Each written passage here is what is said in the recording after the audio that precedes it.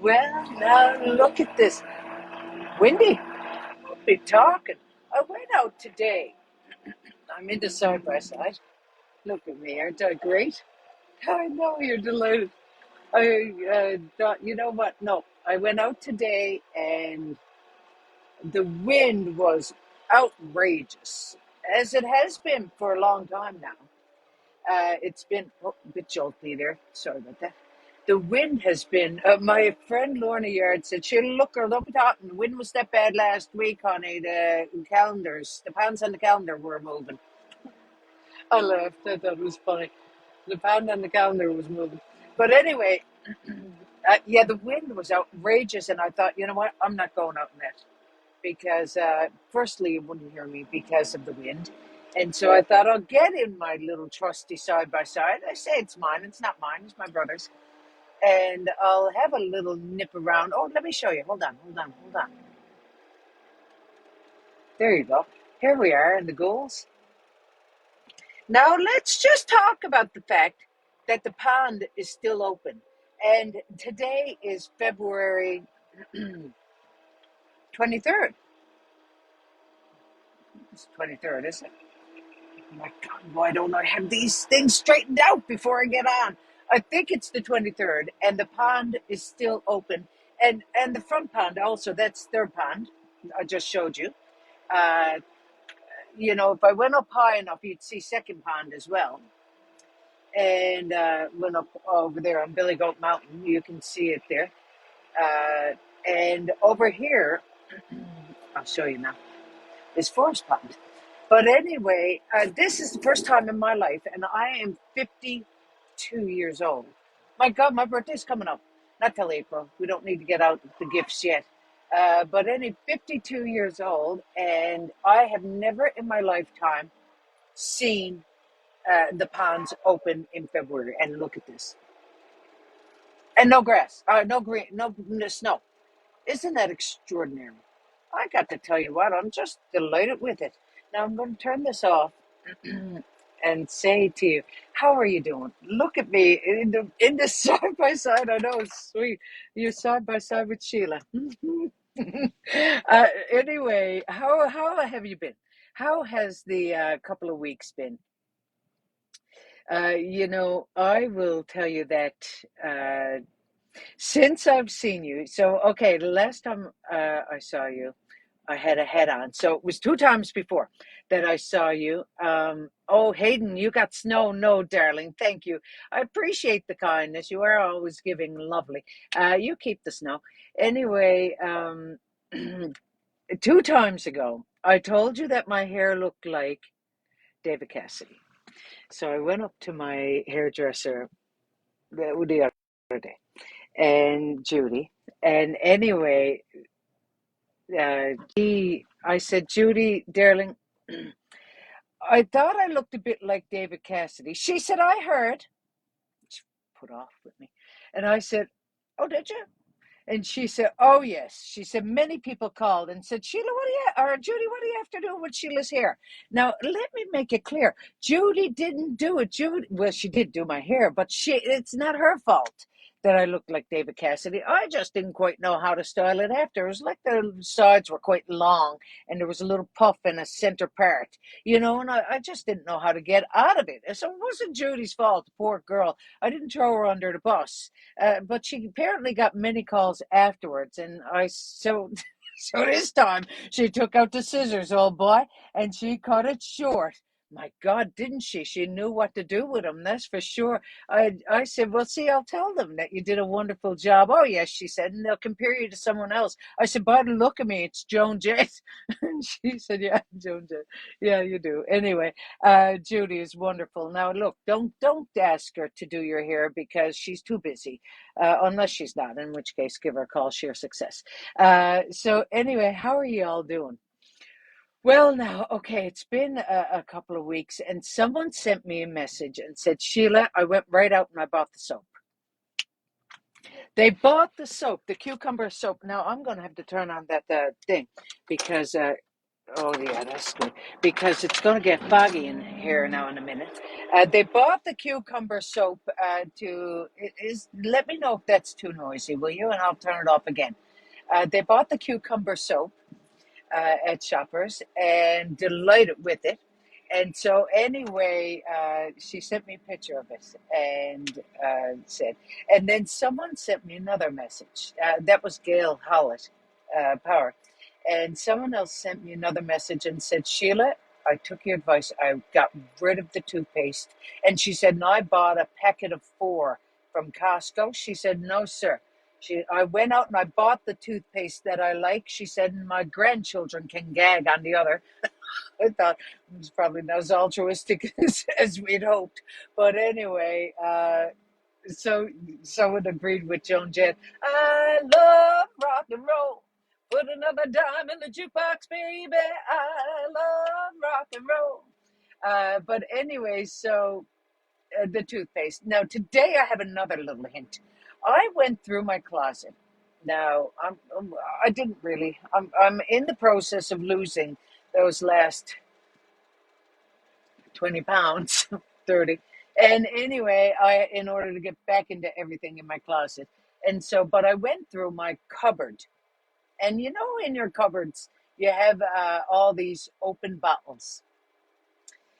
And what we don't know is on the side of the bottle is a little sort of round thing.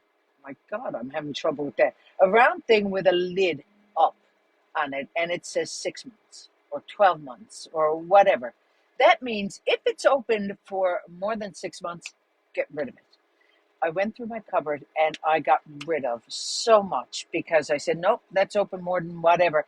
And you know, it's old cram that you think, oh God, I might go out sometime and I might use that. You're not going to use it. Get clear of it. You know, this will give you a lift. But not only that, so will a fresh perfume. A fresh perfume will give you a little lift that you know, you're going along and you think, yeah, no, I smell lovely. Unless you're allergic to perfume, in which case, get a fresh toothbrush. That doesn't give you as much of a lift. It only gives you a lift for the first or second time that you use it. Anyway, that's all I can do for you. I mean, that's it. Now, look, I toyed with this story for a long time, and I was keeping it because it's a good story. But I'm going to tell you today because I haven't seen you in 2 weeks. And I got on a bit of a coral today. Yesterday I had on my pink for bullying. And did you all do that?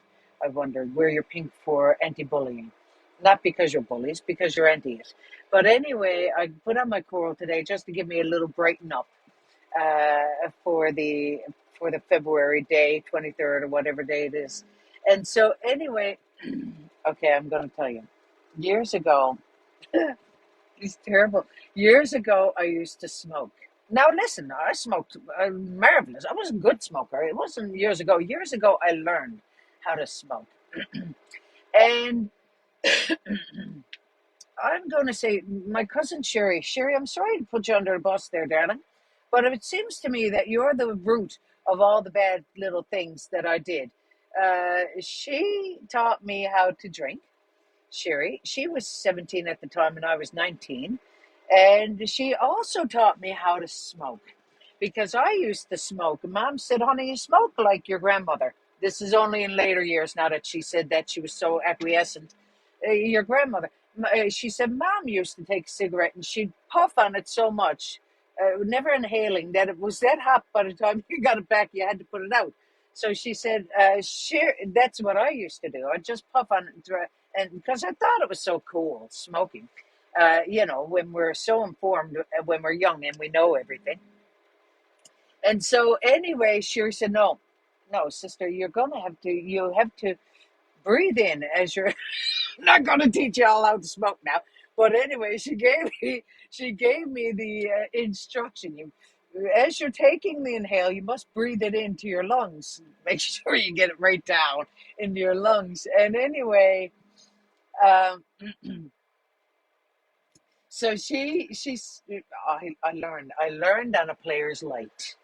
And anyway, this is when I used to work out on the flag. Now, you know about the flag. I told you about it. It was the worst job I ever had, and that's just, I'll just say it. Anyway, so every now and again I'd sneak the smoke, hoping my uncles wouldn't come along. And then I went from a player's light, and I thought, well, oh God, matinee menthol was a nice cigarette because it had a little bit of a menthol taste to it, and you thought, oh God, it was almost healthy, really. A mentholated cigarette, it's good for the throat. And so anyway, I used to, I used to smoke those, and anyway, then I moved from the Flag over to Big Goods. I used to wrap cookies in Big Goods, and I was there with, there was a woman, her name was Babs Courtney. Oh, God bless her. God rest her. She's dead now. But she was a wonderful woman. Yoo-hoo! She'd call out like this, yoo-hoo! And she'd wave, hi, Rick. And, she's an old woman, but she'd no trouble for her to flirt. And so, anyway, Babs Courtney, oh my God, Joan Harnett, and oh God, what's her name? Anyway, there's several, Josephine, someone or other, and Emery Chafe. Emery Chafe and I went to school together, and she and I were pals, and her cousin Joanne Seward, the Chafes there on back line. Joanne Seward, she had an Omni car, and we would drive in that, my dear, like we stole it. We'd all go, I think we all went in on the gas. I can't imagine that I was going along freeloading. We probably went in on the gas, and we'd drive around the ghouls just like we owned it. Oh my God, when you're young, you're so foolish. Anyway, Emery and I worked at Big Goods, and we'd take our breaks together. And this day was a hateful day. And stormy out, and I thought, I'll go out, I'll nip out, because if you go outside and have a cigarette in your car, then no one will ever know you smoke. That's what I'll do.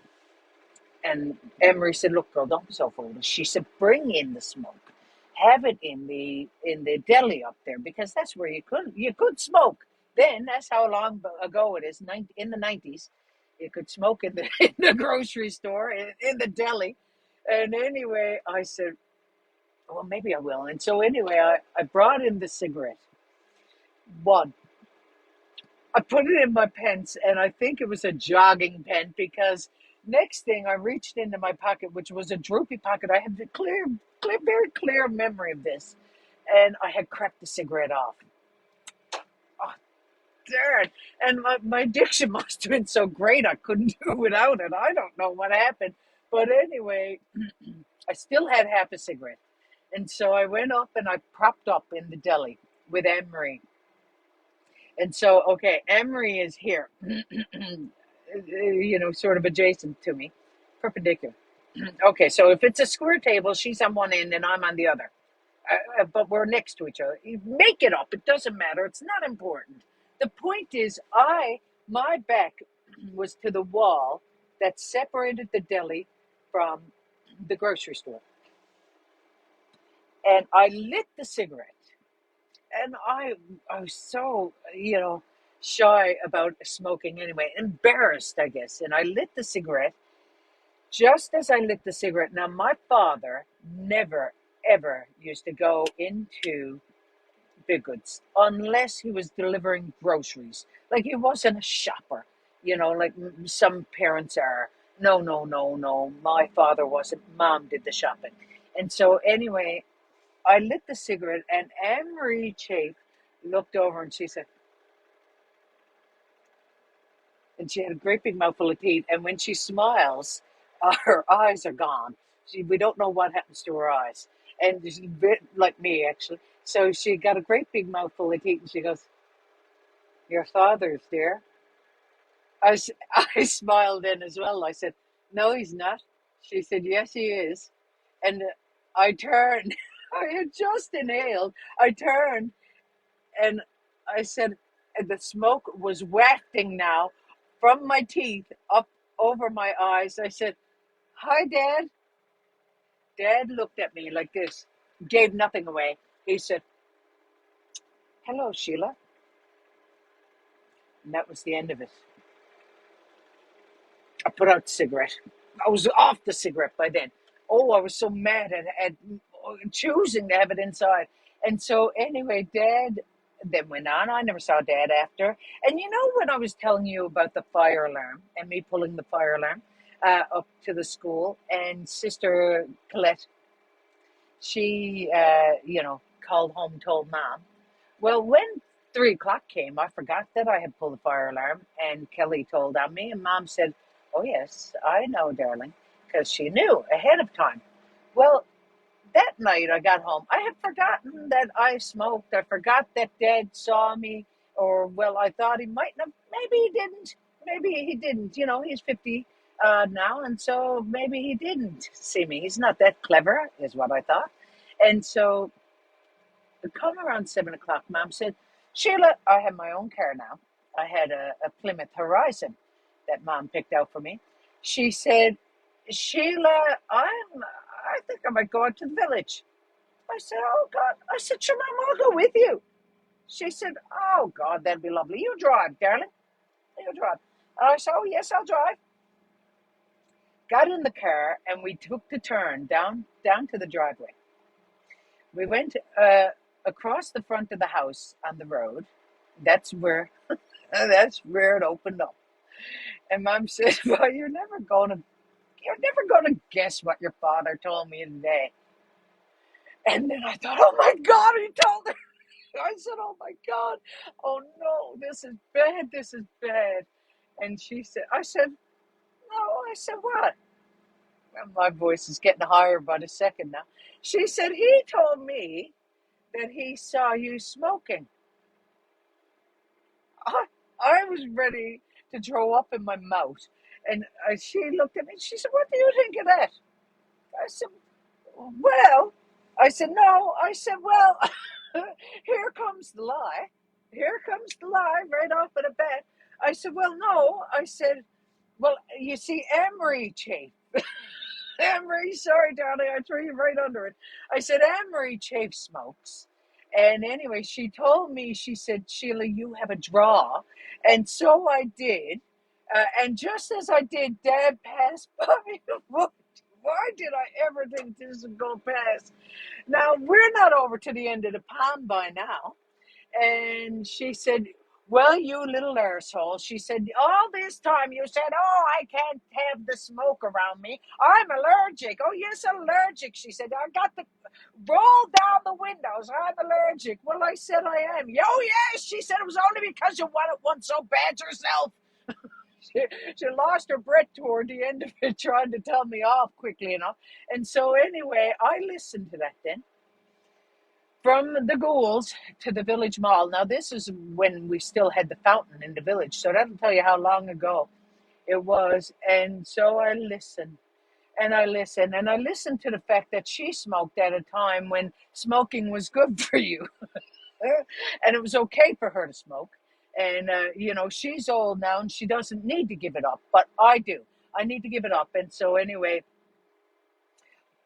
I went on then. So we finished, we got into the village, and thank God a bit of shopping eased her a little bit. And so she went around, and she's kind of forgot about the smoking then. She got in the car. She said, "I'm going to have a smoke now. Would you like one?" I said, "No, thank you." Just to crucify you. And so anyway, I went on then hiding my cigarettes, and eventually I quit. And then after a while, I thought, you know, I know so well. I'm not here to tell you to quit smoking. I don't care if you smoke or if you burn. I don't care. I mean, for your health, I care that you don't, but it doesn't matter. It's up to you.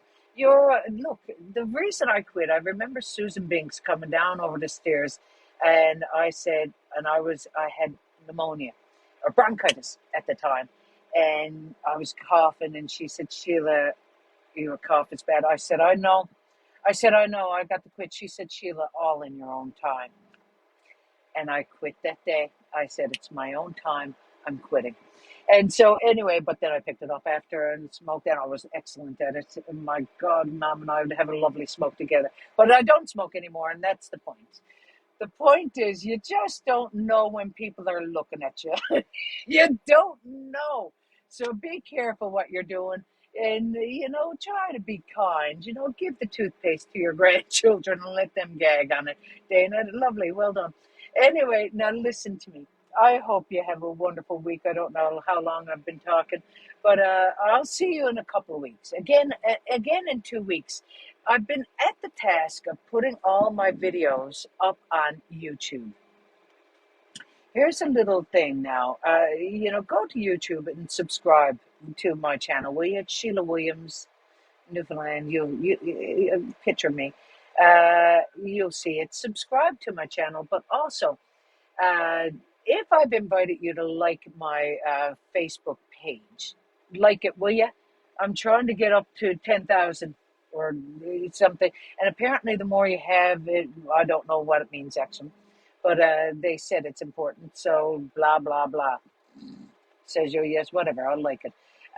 But anyway, so I'm putting them all up on YouTube, and it's a process. So today I'm going to release one at 9 o'clock, or at 11 o'clock rather, and it is the very first one I did back in March 2021, and it's titled "The Beginning." uh my God, it's great to go back over them too, and hear all the stories. But I have it in the title. If there's a certain story you like, it's going to be in the title. You can go back and rewatch them. Anyway, I hope you're doing great. And I listen to me. Tell me in the comments. Tell me if you've ever smoked. If you've quit smoking. If you're still smoking and you love it. Tell me what you're doing. We don't need to know about all your addictions, but give me a few of them. And before I go, I'm going to tell you a little story. I forgot to tell you this. I was in Halifax, as you know. I go to Halifax to visit my sister and brother-in-law and nephew because they're beautiful.